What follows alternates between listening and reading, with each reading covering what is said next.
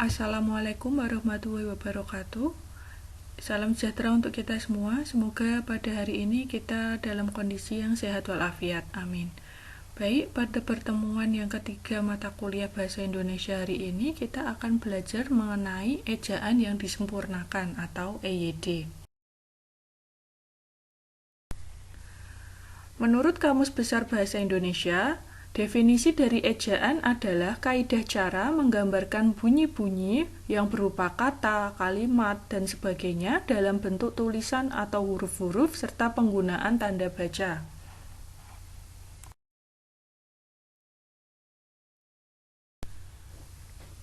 Nah, ruang lingkup ejaan yang disempurnakan atau EYD sendiri itu ada 5. Yang pertama mengenai pemakaian huruf, yang kedua penulisan huruf, yang ketiga penulisan kata, yang keempat penulisan unsur serapan, yang terakhir pemakaian tanda baca.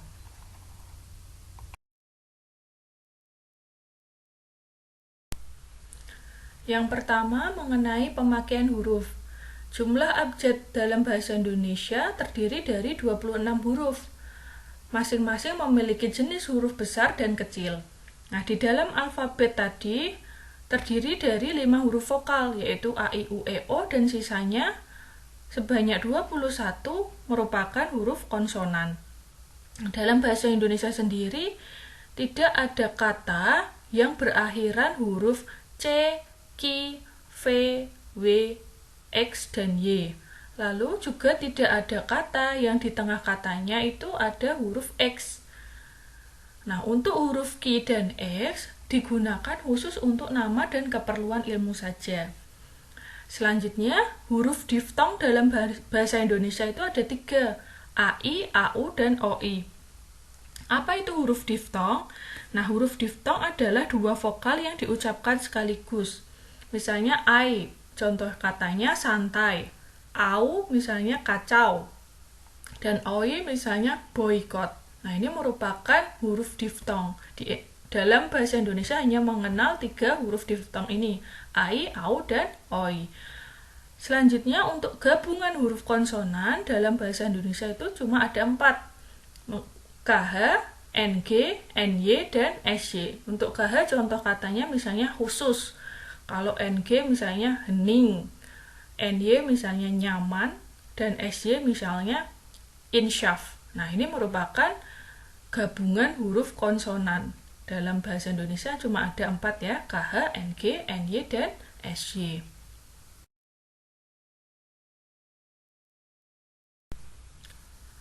Yang kedua mengenai penulisan huruf dalam bahasa Indonesia. Huruf dalam bahasa Indonesia dibedakan menjadi 2, huruf besar atau kapital dan huruf miring.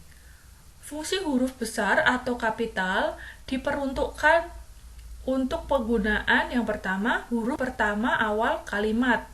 Lalu untuk huruf pertama petikan langsung. Yang ketiga untuk huruf pertama ungkapan yang berhubungan dengan nama Tuhan dan kitab suci. Yang keempat, huruf pertama unsur nama gelar kehormatan. Nah, contohnya sudah saya sertakan ya, dibaca.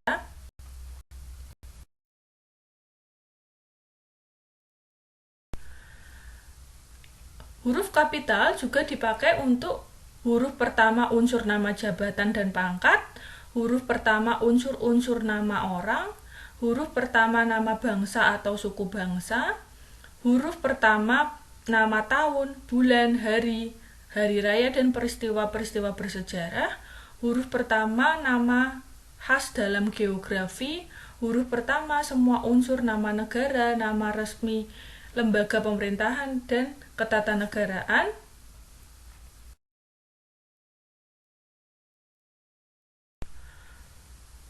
Huruf kapital juga dipakai untuk menulis huruf pertama kata ganti Anda, huruf pertama penunjuk hubungan kekerabatan, dan huruf pertama singkatan gelar, nama, dan sapaan.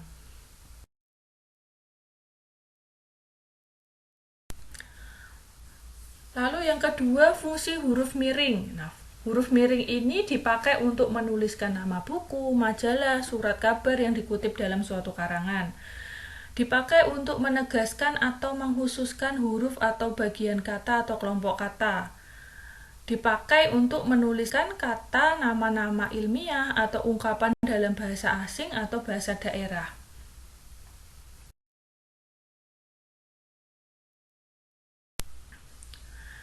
Yang ketiga mengenai penulisan kata. Nah, penulisan kata dalam bahasa Indonesia ada 10.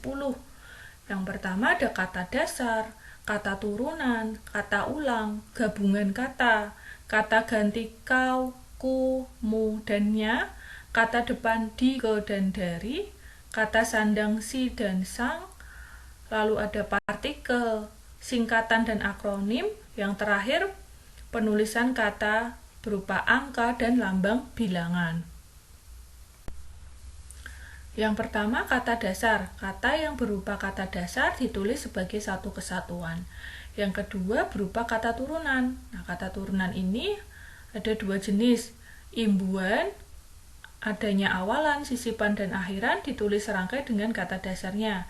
Yang kedua, bentuk dasarnya berupa gabungan kata dan sekaligus mendapatkan awalan dan akhiran. Maka kata-kata itu ditulis serangkai. Yang ketiga, penulisan kata ulang. Nah, bentuk ulang harus ditulis secara lengkap dengan menggunakan tanda hubung. Yang keempat, berupa gabungan kata. Nah, kata majemuk harus ditulis terpisah. Gabungan kata termasuk istilah khusus yang mungkin menimbulkan salah baca dapat diberi tanda hubung untuk menegaskan pertalian. Lalu gabungan kata harus ditulis serangkai.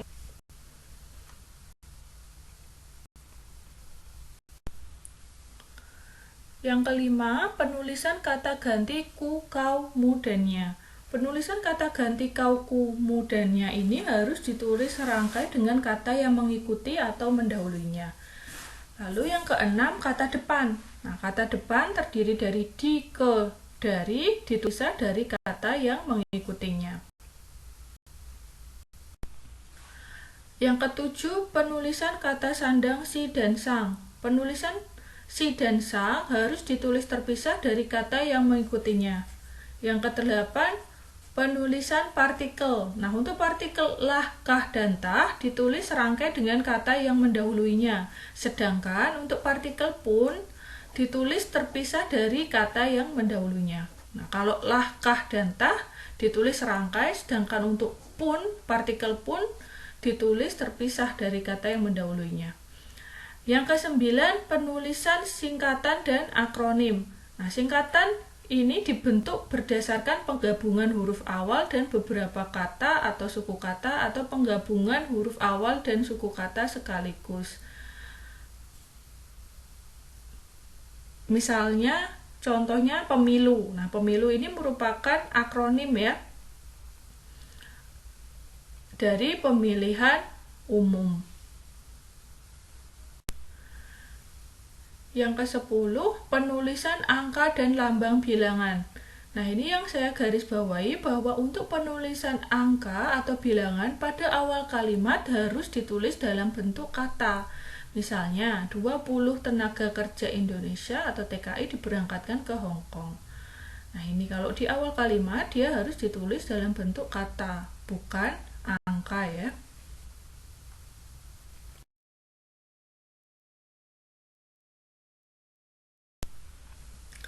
Ruang lingkup ejaan yang disempurnakan yang keempat adalah penulisan unsur serapan. Unsur serapan merupakan kata asing yang sudah diserap sepenuhnya ke dalam bahasa Indonesia. Nah, kata asing yang dipertahankan karena sifat keinternasionalannya, penulisan dan pengucapannya masih mengikuti cara asing. Nah, kata asing yang berfungsi memperkaya peristilahan ditulis sesuai EYD. Nah, unsur yang belum sepenuhnya terserap ke dalam bahasa Indonesia, contohnya seperti chatting, browsing, nah ini masih menggunakan sifat internasional ya. Penulisan dan pengucapannya masih mengikuti cara asing. Itu contohnya chatting, browsing, reshuffle. Yang kedua, unsur asing yang pengucapan dan penulisannya disesuaikan dengan kaidah bahasa Indonesia, seperti fotokopi. Nah, ini sudah masuk ke pengucapan dan penulisannya menggunakan kaidah bahasa Indonesia.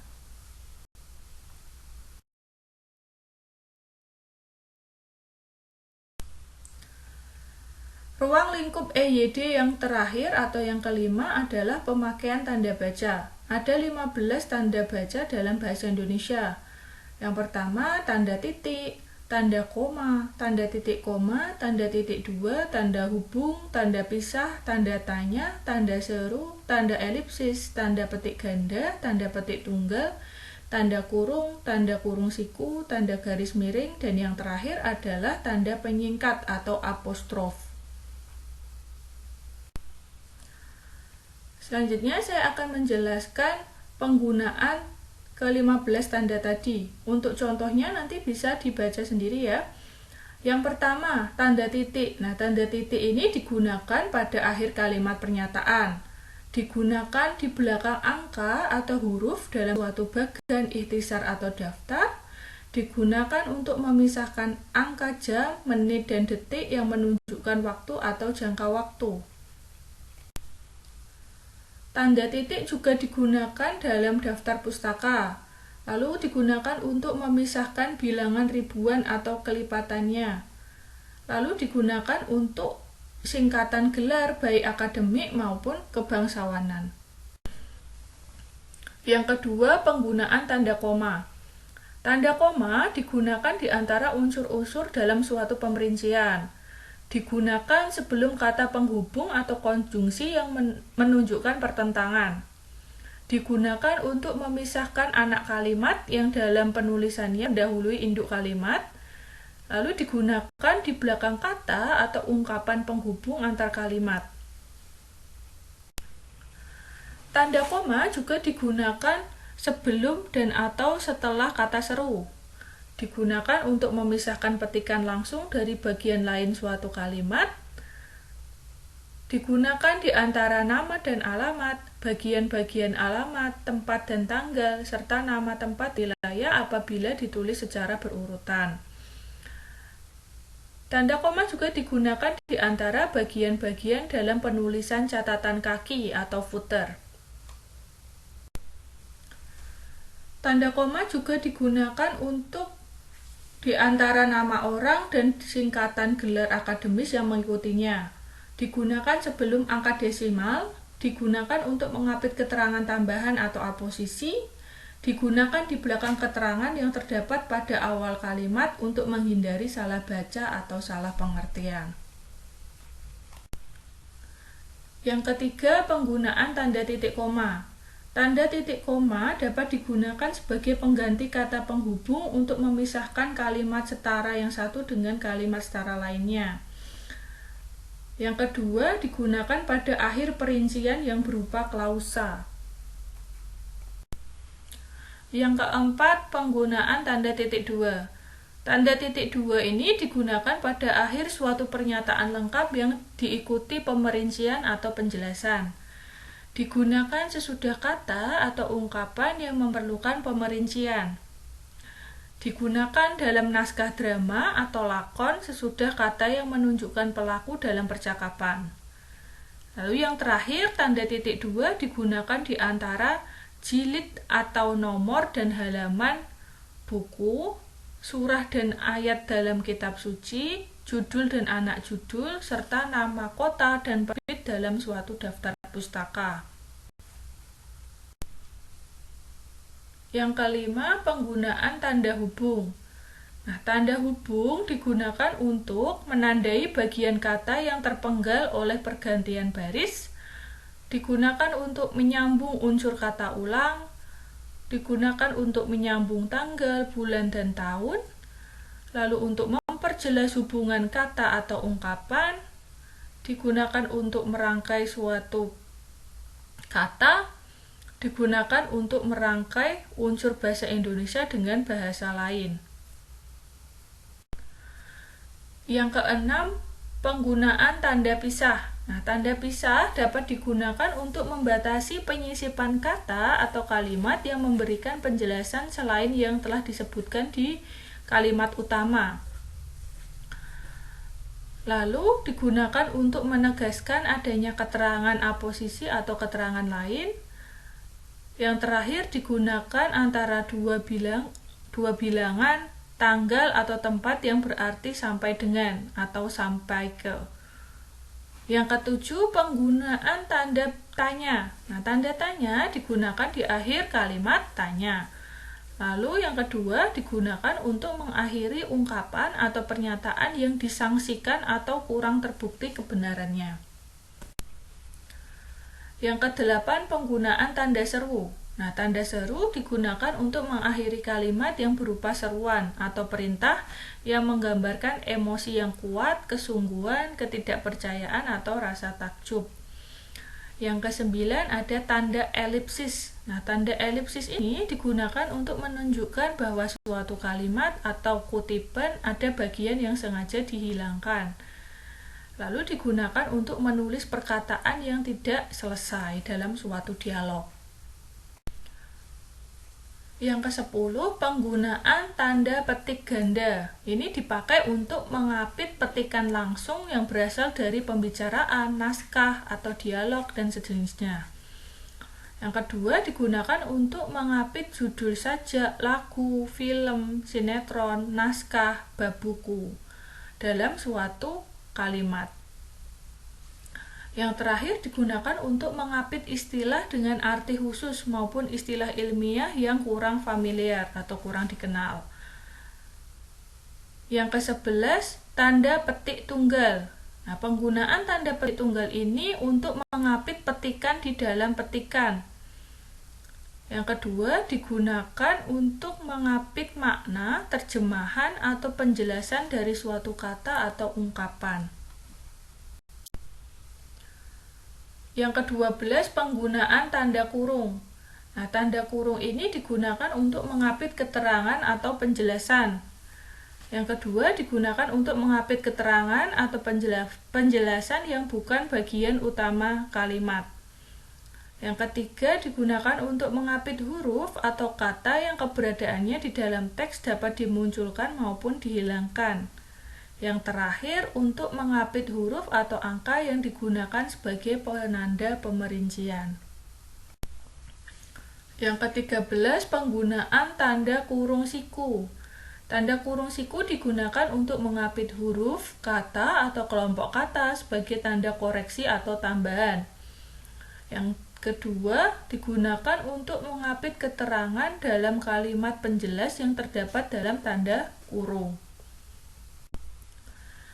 Yang ke-14, penggunaan tanda garis miring. Tanda garis miring digunakan dalam penulisan nomor surat atau nomor pada alamat. Yang kedua, digunakan sebagai pengganti kata atau dan setiap. Dan yang terakhir, penggunaan tanda penyingkat atau apostrof. Tanda penyingkat digunakan untuk menunjukkan penghilangan bagian kata. Nah, di sini contohnya paketnya sudah diterima kan. Nah, kan di sini berarti bukan. Nah, ini ada bagian atau penghilangan bagian kata. Nah, menjadi kan saja. Ini menggunakan tanda penyingkat atau apostrof. Oke, baik. Untuk materi tentang EYD saya cukupkan sekian. Jika ada yang belum jelas dan ingin ditanyakan bisa post di Microsoft Teams. Selanjutnya nanti akan ada soal kuis banyak 25 soal pilihan ganda untuk dikerjakan. Nah, sekian penjelasan dari saya. Terima kasih atas perhatiannya. Wassalamualaikum warahmatullahi wabarakatuh.